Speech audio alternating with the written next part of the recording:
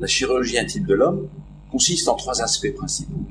On va s'occuper de l'allongement, du désenfouissement de la verge, de l'épaississement de la verge et de l'augmentation de la taille des testicules. Je vous dirais la chose la plus moderne, la plus innovante, c'est ces prothèses testiculaires que nous avons développées depuis déjà plusieurs mois et où nous avons déjà un petit recul de certains patients. Ce sont des prothèses, des implants qui vont envelopper le testicule en protégeant bien sûr leur fonctionnalité et qui vont augmenter la taille du scrotum. Car beaucoup de patients se plaignent également de la taille du scrotum et non seulement de cela, mais également du pénis. Le pénis va pouvoir être allongé entre guillemets. Je n'aime pas ce terme, je dis plutôt un désenfouissement. Parce que on va agir sur les attaches pubiennes. Le pénis, le voilà, le gland, les testicules et l'os du pubis qui est ici. Entre les corps caverneux et le pubis, l'os, il y a comme une membrane, c'est un ligament, qu'on appelle le ligament suspenseur du pénis. Une fois qu'on le sectionne, partiellement pour qu'il y ait peu ou pas de modification de l'angle d'érection, eh bien, cette verge va être désenfouie, va être détachée et ainsi être allongée, en principe de 2 à 3 cm.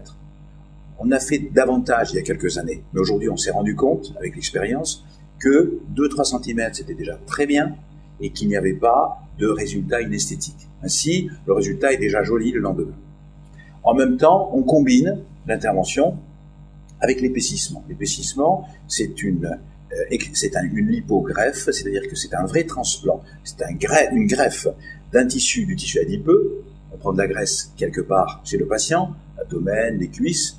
On a toujours une banque de graisse quelque part et on va la placer, on va la greffer au niveau de la verge, entre les corps caverneux et la peau. L'intervention peut se dérouler en même temps. D'ailleurs, 70% des interventions, 60% des interventions, c'est allongement et épaississement. Et puis le reste, c'est uniquement l'épaississement.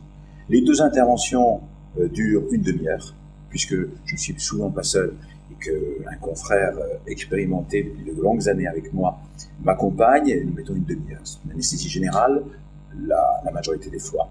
Et elle est peu douloureuse, cette intervention. Le patient, s'il y a un allongement, repart le lendemain. S'il y a un épaississement seulement, repart le même jour, c'est une chirurgie ambulatoire. Encore une fois, peu de douleur, et les suites post-opératoires sont simples. Alors comme je dis toujours, c'est vrai, les suites post-opératoires sont simples, mais je suis extrêmement insistant sur un calendrier post-opératoire avec les patients, parce que c'est pour moi très important de les revoir souvent, ou en tous les cas d'avoir des contacts souvent avec eux, parce que tout simplement j'aime bien savoir ce qui se passe, et que les patients oublient très vite après. Et j'aime bien avoir des retours et pour également apprendre chaque fois davantage. Car avec un recul aujourd'hui de 2000 patients, c'est bien, mais c'est toujours important d'avoir leur sentiment.